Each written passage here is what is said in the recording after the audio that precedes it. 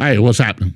Hey, today we've got a great podcast. We're going to be talking about addiction. We're going to be talking about jail time. We're going to be talking about living with your mama and waiting on your baby's mama to come home. So, hey, don't miss today's podcast on 4 Mics, 13 Teeth, 1 Ankle Monitor. Coming right up. Welcome to the 4 Mics, 13 Teeth, 1 Ankle Monitor podcast.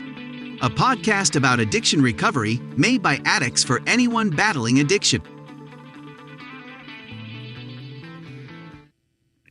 Hey, how you doing? How about Robert? How you doing, Bill? Hey, I'm doing good. Hey, what about tell the people about the T-shirt that you got on right now? I got this at Seventh Day Slumber concert last night at Parole Baptist Church. You were there. Hey, and we had a great time. They were something, weren't they? They were loud. That's what they were. They were loud. So we were there last night, having a great time. Today we're getting into Robert Blank's testimony. So, Robert, you about ready to dive into it a little bit? Yes, sir. All right. Hey, Robert, what about tell us a little bit about your past? Well, I was heavy into drugs for a long time. A good 20 years of my life I spent just getting high. I mean, I worked, but a lot of my time went into things that I shouldn't have been doing, and it led to a lot of downfalls. It led to jail. All right. What were some of the downfalls besides jail?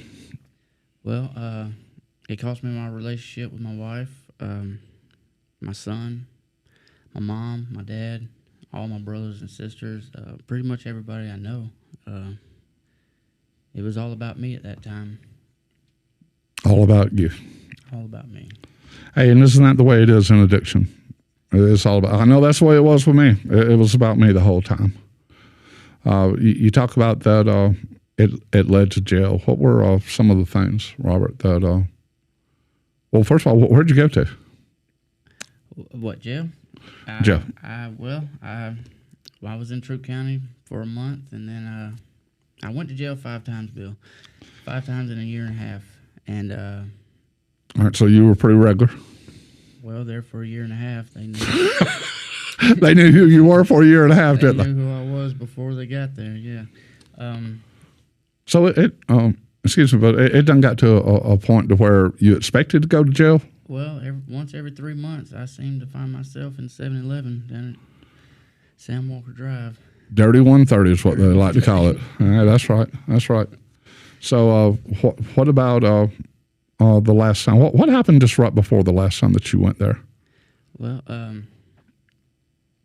I decided that it was enough, and I started coming to Celebrate Recovery, and it did a lot for me. It made me realize that I wasn't living right. I mean, as much as I knew God before and thought that I was living right, just because I wasn't hurting anybody, or I didn't think I was living wrong, but Celebrate Recovery showed me that I was not living for God, and I really believe that that's the only way that one should live, is for God. And it was a big deal for me. I knew I was going to prison, and I was living life like I was going to prison. Like I was still working, but I wasn't saving money. I was just still getting high. Like, what's the point in trying to rebuild my relationships? What's the point in trying to get a place to live? It was a bad time in my life. I was down, and God is the only thing that got me through it. All right. Hey, I want to ask you. Sorry, I had my glasses. I was reading some questions got for Robert. What were maybe a turning point? Was there a turning point in jail for you, or did this turning point, did it happen before jail or during jail? Well, I knew that I needed to change before I went to jail. I knew that I needed to stop living the way I was, and to be honest, Bill, it was really when I was in Troup County that I read a book. I can't remember the name of it, but it led me to the Bible, that's where I really started reading the Bible every day.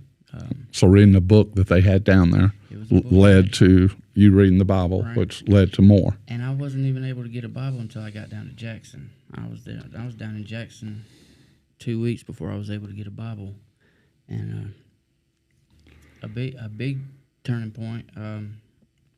While in Jackson, I'd be laying in my bunk in a house, and I'd hear clapping, a lot of clapping. Well, I got up one night and I went, Clapping like shooting, or no, clapping like just applause. A lot of people applauding. It was a 250-man dorm, and some nights, come to find out, it was a prayer call, and some nights we'd have up to 50 people at prayer call out of a 250-man dorm. So that's a lot of people for a prayer call.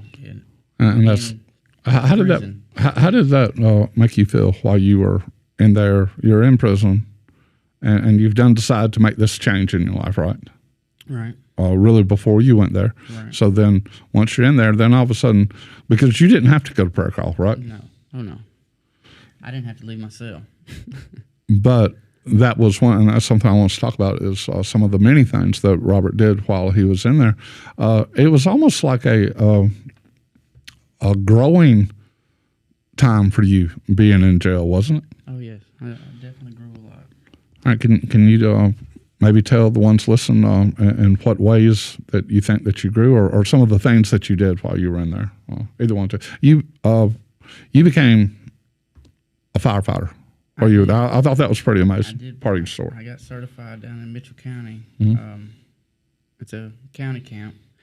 They certified me for firefighter, and I'm gonna tell you, Bill, that was tough. Inmate firefighters, I got a lot of respect for them. I know exactly what they go through just to get to where they're at. It's not easy. All right. And with that, did you actually go out on fires? Oh, yes. I responded to vehicle wrecks, structure fires, anything a firefighter has to do, we did in prison. And we took it very serious. We were there to help people, and I enjoyed doing that. So when you ran out of the jail, I assume you had to run. This was for a totally different cause, right? Well, it's kind of funny to me. I mean, the story that you told about it. Mitchell County is one of the few, if not the only, prison that their firefighters respond from the prison. They don't have their own firehouse. Wow. So when the buzzer goes off, we actually had to respond from the prison and run out the front doors. Hey, pretty cool, huh? in stripes across the parking lot. So anybody riding down the road just happened to pass by Mitchell County. If you see a bunch of firefighters, a bunch of inmates running across the parking lot, they're not escaping. They're just trying to make it to the fire truck so they can dress out and help somebody. But yeah, I never expected to be doing that when I got locked up. I always felt like I was supposed to do more for people, help people, and that was a big thing for me, to actually be able to help people, save property, save lives. We lost some lives. It was tough, but I really feel like God put me there for that reason. Was there?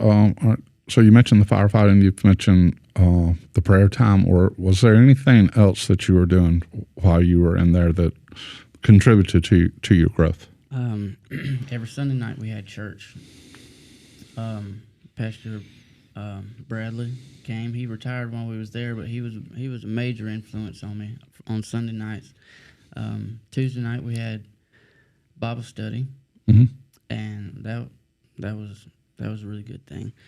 Wednesday nights, I loved Wednesday nights. All right, what happened Wednesday nights? Well, Claire and Miley Adams would come in with Mr. Bill and Miss Emily, and there's one other lady's name. I'll remember before this is over with. But they'd come in on Wednesday nights, and we'd have church on Wednesday nights, and it was awesome. They'd come in, we'd sing songs, and just pray, speak Jesus. They're the ones that taught me how to speak Jesus over somebody. Really taught me how to pray. To be honest, I always thought that I always prayed, but they showed me how meaningful prayer can be and like how deep it can be.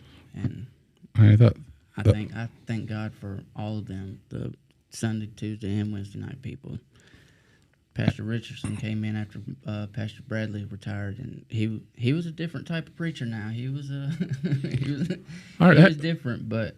Well, tell us a little bit about that, because you've told me that story, and I thought that was huge, a huge part of who you were trying to be at that time, the change that was going on in your life. So, hey, if you don't mind, tell us about that. What about that was different? Well, it taught me to live my life for God. Like I loved going to church. I looked forward to those church meetings, and we had prayer call every morning, 6:30 in the morning, and 8:30 to 9 o'clock at night. We'd have prayer call. And all right, but during that time, you told me that a lot of people quit going when this other pastor came in. There was a lot of people going. They did. So what made you? Because I see this in churches, a lot of people are tied to the pastor in the church instead of tied to the word.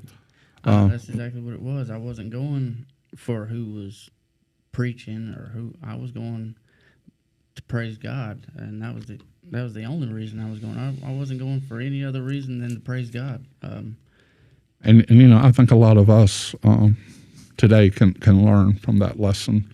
I mean, I loved the people that were there, and but it wasn't about the people. I mean, I would have loved to have seen more people come, but yeah, that was their decision, and that's right. I was there for me. I was there to grow closer to Christ myself, and I really did. It was a good overall experience. I mean, even though it was jail and prison, it was probably the best thing that could have happened to me at that point in my life. And a lot of people will say, "Well, hey, that's great. Hey, that's what I did too," but I fell off. But that's where we're getting into the best part of the story with Robert is, we all have these things that go on, and especially us that have been to either county or state. You go in, you get a relationship with Jesus. Yeah, a lot most of them do, and they call it that crazy thing. What they call it? That jailhouse religion. That jailhouse religion, and really, when you come out, is when it shows. Now, I do want to say that, hey, any of you pastors or laymen that are going into these jails and prisons, hey, we appreciate everything that you do, without a doubt. But sometimes in there, it's just like on the outside. Sometimes it sticks, sometimes it doesn't. But with you, like I said, it's been part of your story of growth. All right, so now all of a sudden, how long have you been out, Rob? I've been out 9 weeks now. Not long. Not long at all.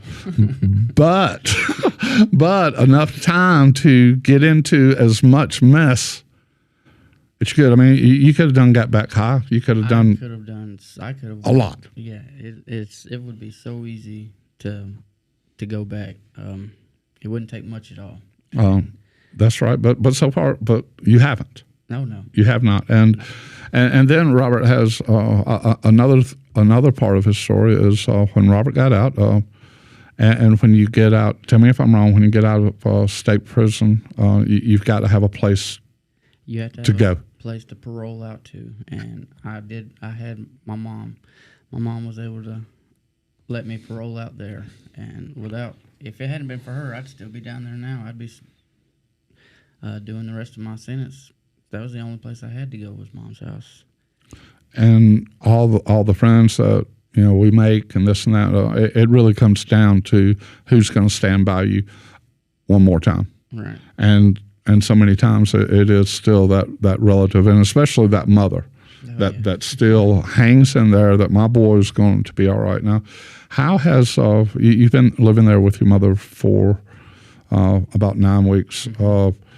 What was one of the first things that you did once you got out? Because I think this is a huge part of recovery right here. Is you got a job. Oh yeah, I had a job within a week, and That's right. a lot of people seem to have trouble getting a job.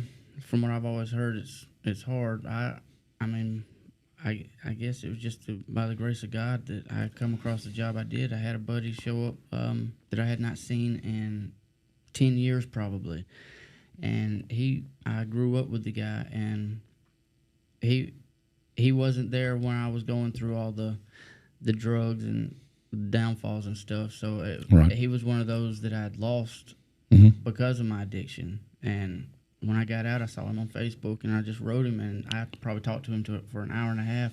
He showed up the next day after he got off work, and he told me he was going to recommend me, and I've been on the back of a trash truck ever since. Now, I was going to ask you about that because I didn't know if you wanted to say or not, but this wasn't exactly the job that you were wanting because you're a trained firefighter, right? Certified firefighter, and I really would like to pursue that. I went from a fire truck to a trash truck. I tell you, it's not my dream job. Definitely not my dream job, but you should. Right now, it's keeping me straight. It's keeping me busy. Other than putting cash in your pocket, right? So I can help Mom with the bills. I can help with the groceries. I can do the things that I feel like a man should do. And that's a very good point, Robert. And I'm just trying to take care of myself and get back on my feet. All right.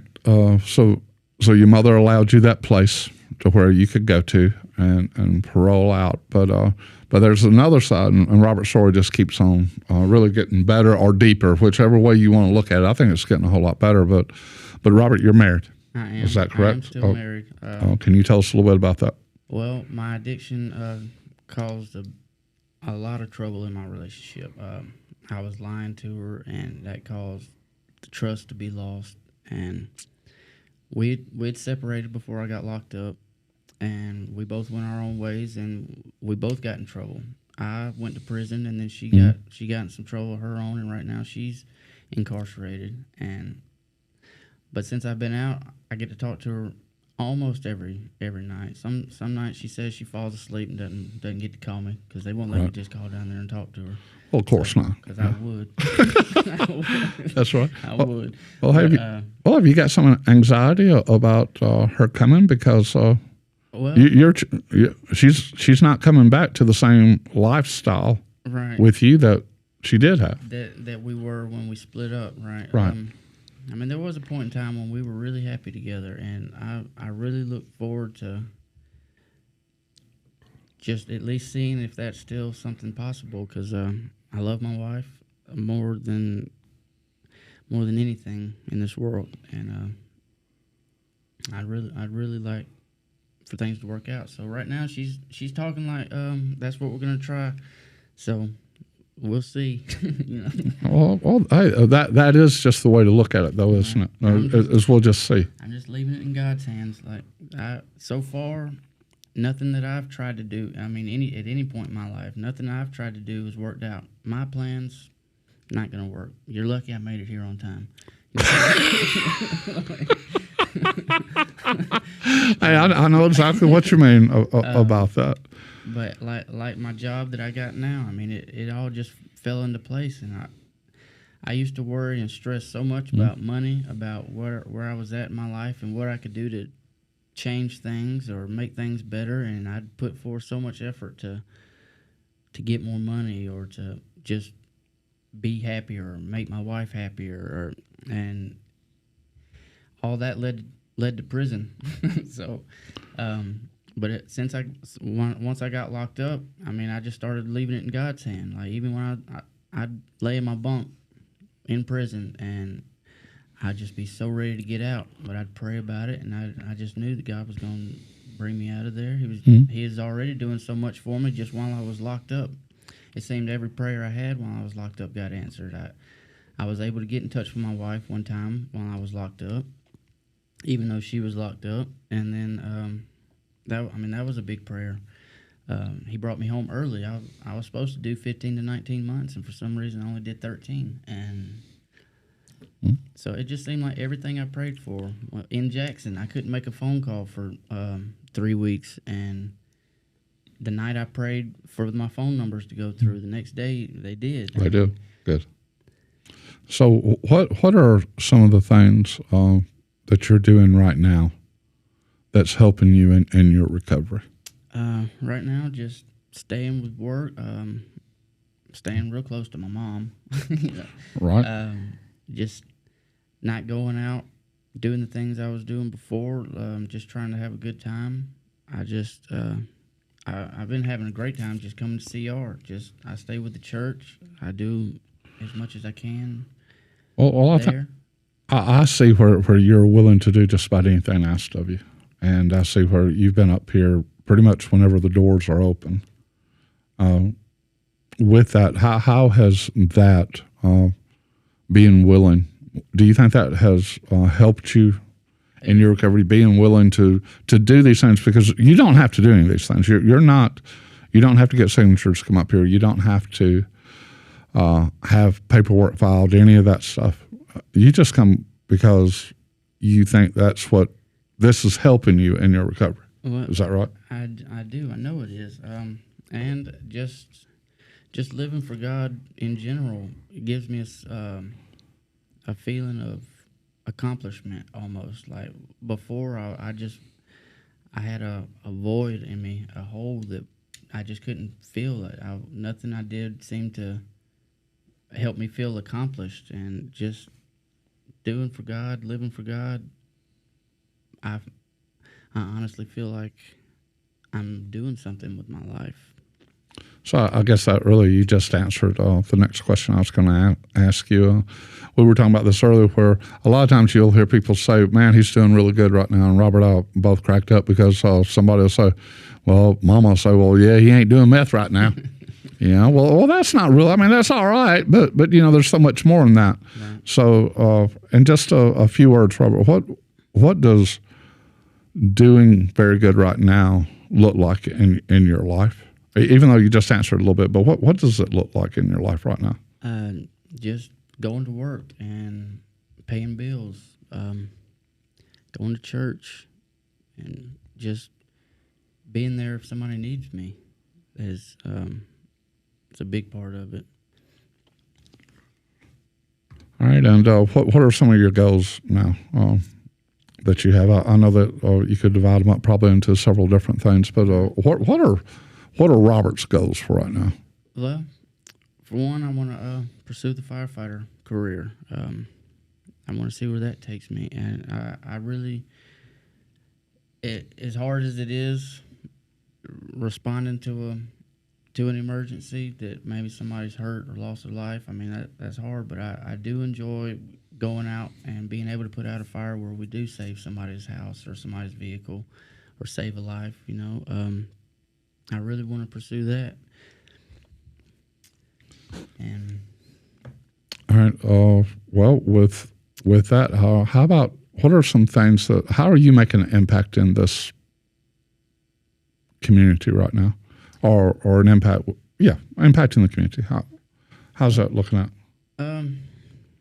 Well, for one, anybody that I do know or that knew who I was before, I feel like they can see me as a changed person and somebody who was at the bottom and is actually doing better, because there's not many people that get better and still are active in the community per se. They just, when a lot of times you feel like somebody's doing better just because you don't see them. They're either in jail or they're doing better. So hey, isn't it? Hey, that's Mama talking. Yeah, they're doing better. But isn't that so true though, that if you're really doing better, you're really, in my opinion, you're really doing things. Right. You're really doing, and they might not be big things to somebody else, but you're doing these small things like you talked about. You're going to work every day. Right. You are coming up here to the church and helping with so many different ministries up here at the church. You're there with your mother. You're helping to take care of your mother now. You're getting ready, getting prepared for your wife coming home, and then y'all finding y'all a place. Right. So looking good for you is really right now looking pretty darn good, isn't it? It is. I feel good. I'm doing great.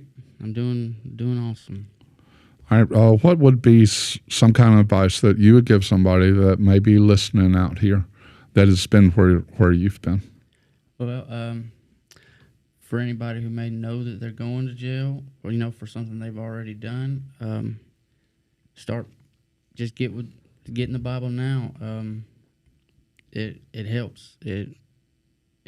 It shows you a lot about how your mistakes don't make you, and that there is a better way. And for anybody in jail, they're maybe having a hard time with it, or just down, or just ready to get out. I mean, the same thing. Just give it all to God, and He will take that anxiety and the depression away. And for anybody who's been through it and is maybe falling back or not feeling too good about the way things are going, I mean, it's the same thing. Just give it all to God. I mean, it sounds hard.